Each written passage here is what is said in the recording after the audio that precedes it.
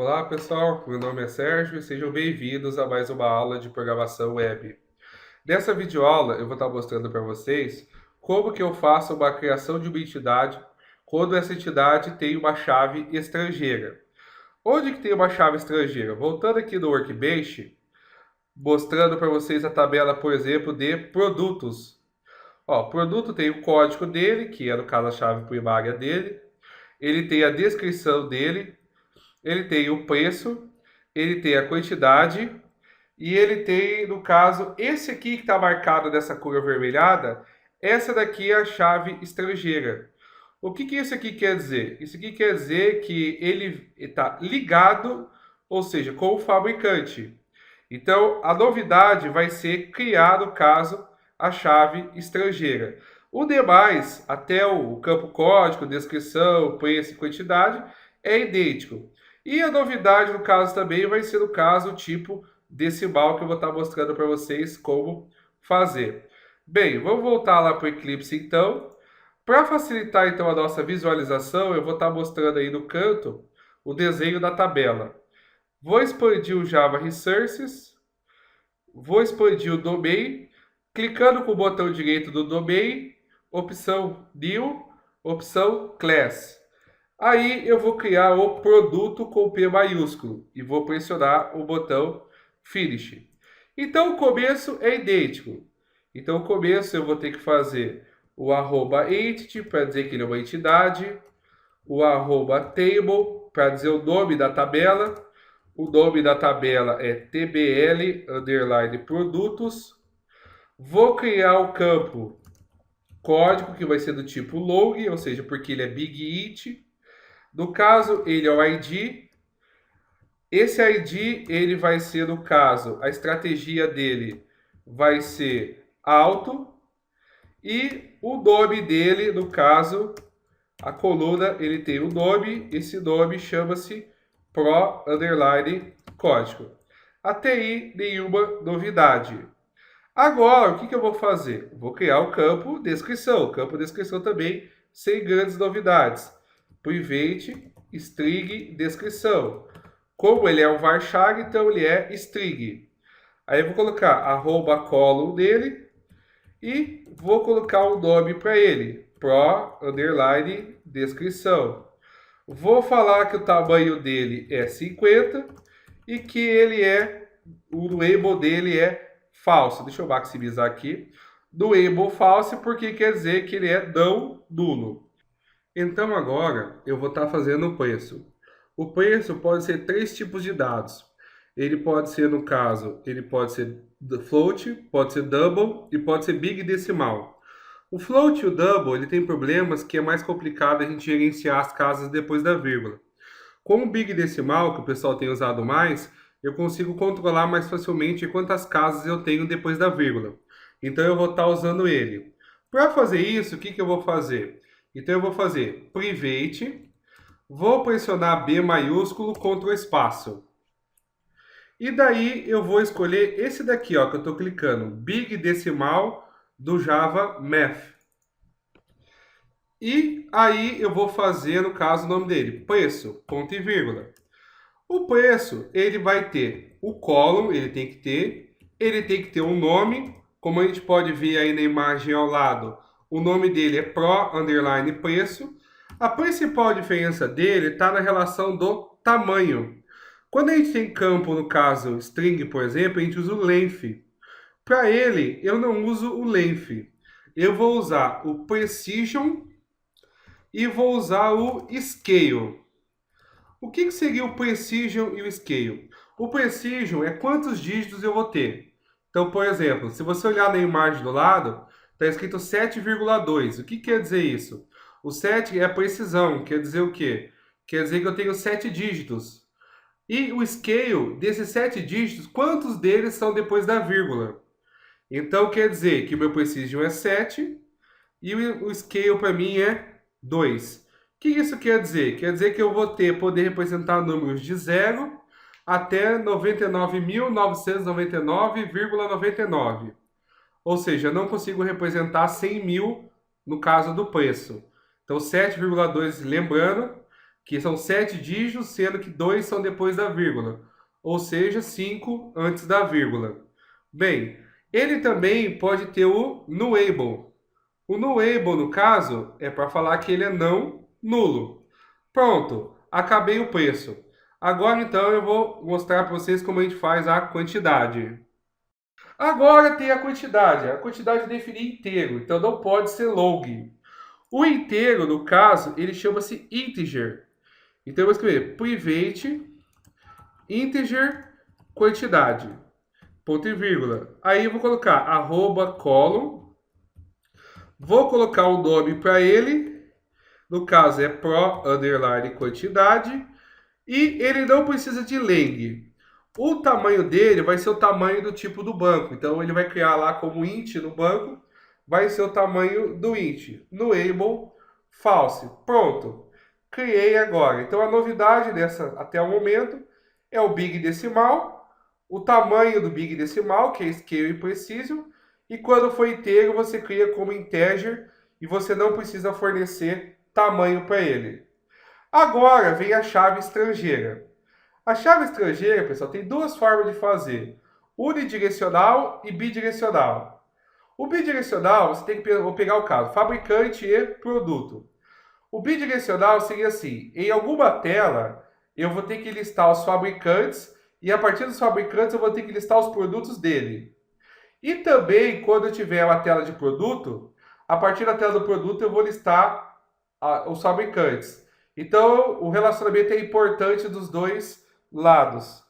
Eu, inicialmente, vou começar com o relacionamento unidirecional. Por quê? Quando eu for cadastrar a minha tela de fabricante, eu não vou, basicamente, fazer nada com o produto. Mas na tela do produto, eu vou fazer, no caso, o relacionamento para fabricante. Certo? Como que eu faço, então? Nós aprendemos em banco de dados que a chave estrangeira é um valor inteiro. Só que aqui no Hibernate, a chave estrangeira não é um valor inteiro. A chave estrangeira é um objeto.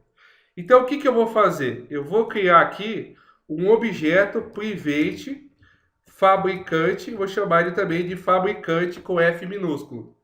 Esse objeto aqui, fabricante, ele vai ser para mim a chave estrangeira. Então, ele que é a chave estrangeira. Então, sempre que for fazer chave estrangeira, você tem que fazer, no caso, o objeto. Tá, o que eu preciso adotar desse objeto? A primeira coisa que eu preciso adotar é o seguinte: eu estou do lado produto. Muitos produtos têm um fabricante. Então eu vou ter que dizer isso. Como que eu represento isso? Da seguinte forma: eu vou escrever arroba m contra o espaço. E aí eu vou escolher esse daqui que eu estou clicando, ó, Many to One JavaX Persistence. Vou dar um clique duplo nele. O que é esse Many to One? O Many to One quer dizer que muitos produtos têm um fabricante. É assim que eu leio. Então essa parte Many é a parte produto. E essa parte One é a parte fabricante. Então muitos fabricantes desculpa, falei errado. Muitos produtos pertencem a um fabricante. Então aqui à esquerda é os produtos, à direita é o fabricante. Tá, o que eu preciso informar aqui? Aqui eu vou abrir e fechar parênteses e pressionar Ctrl espaço. Eu tenho aqui, se você ver, algumas propriedades. Uma das propriedades que é importante é, no caso, a FET. As outras eu não vou usar. A FET é para dizer o seguinte: quando eu tenho um relacionamento, eu posso ter um relacionamento FET laser ou FET eager. O que quer dizer que é o FET eager? O FET eager quer dizer que quando eu carregar o produto, ele já vai carregar os fabricantes junto. Isso aí pode ser importante. Já no FET lazy, ele só carrega o produto. O fabricante ele carrega depois. Então, geralmente, aqui, como eu quero fazer por simplicidade, a gente vai usar o FET eager. Como que eu faço isso? É só pressionar Ctrl espaço depois do sinal de igual e escolher o primeiro aqui, ó, eager. Dá um clique duplo nele. Opa, ficou preto aqui. Esperar ele voltar. A placa de vídeo deu um problema.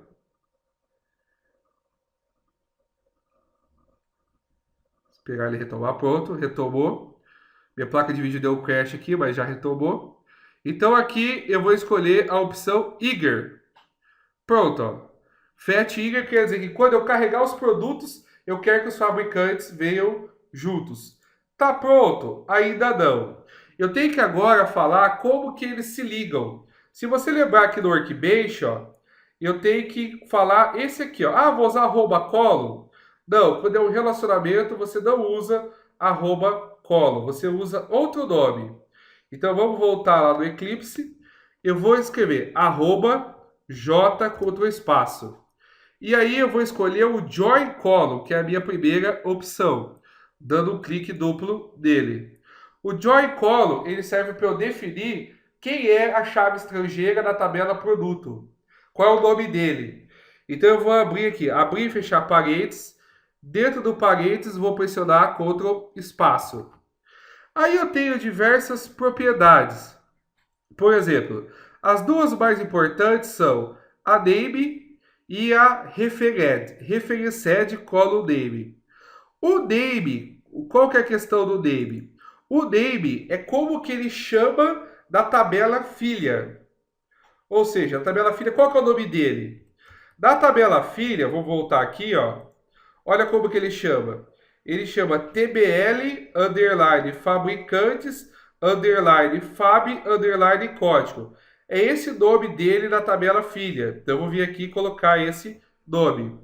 TBL underline, no caso, fabricantes underline fab underline código.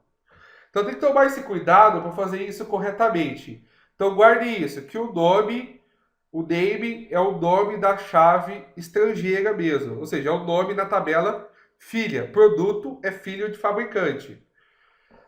Agora eu vou ter que colocar qual é o nome dele na tabela pai. Isso daí é o referenced column name.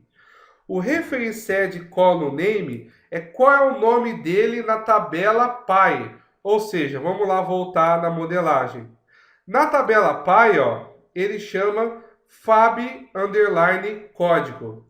Esse é o nome dele, fab underline código.